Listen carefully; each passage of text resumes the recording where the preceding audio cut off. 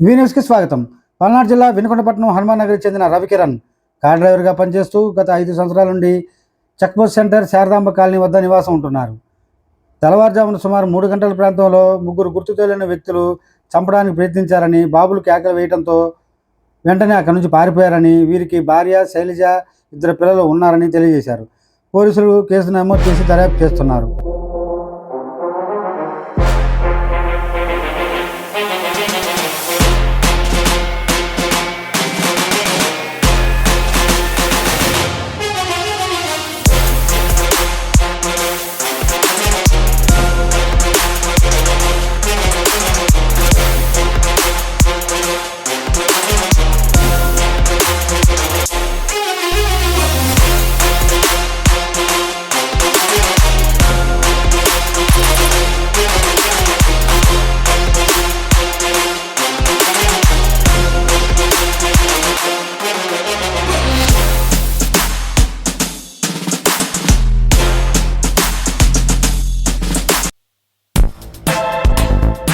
నా పేరు వలవలపూడి రవికిరణ్ అండి.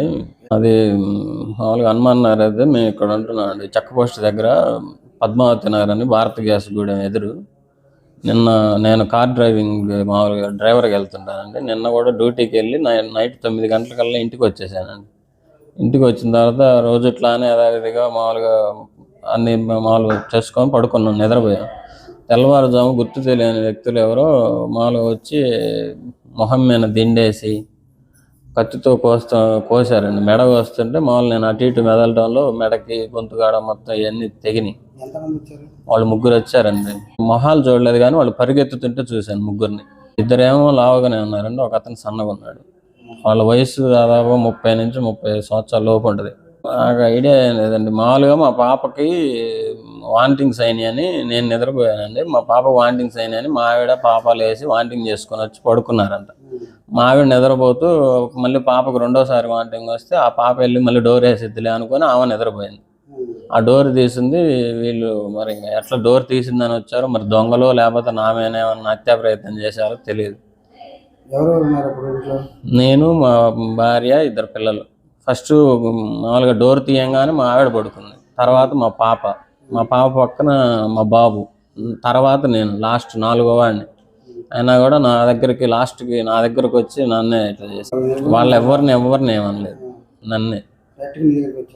నాకేం అట్లా అని పాత గొడవలు కూడా ఏమి లేవు. నేను ఎవరితో కూడా గొడవలు పెట్టుకునేవాడిని కాదు. నా పని ఏందో నేను ఏం మాట్లాడలేదు సార్. మాస్కులు వేసుకొని ఉన్నారు, ఒక అబ్బాయి ఏమో ఖర్చు పెట్టుకొని ఉన్నాడు.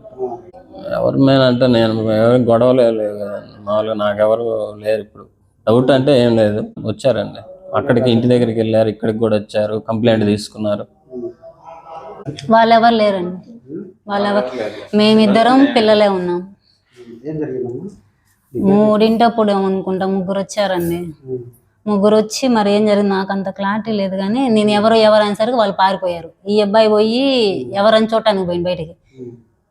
మేము లైట్ వేయంగా రక్తం కారుతుంది. ఇంకా నేను కూర్చోబెట్టి కండవా కట్టి అంబులెన్స్కి, పోలీసులకు ఫోన్ చేస్తాను. మేము నిద్రపోతున్నాం. పక్కనే ఇటు పక్క మంచం మేము ఉన్నాం, ఇటు పక్క మంచం మీద వాళ్ళు ఉన్నారు. పాప నేను ఒక మంచం మీద ఉన్నా, బాబు ఆయన ఒక మంచం.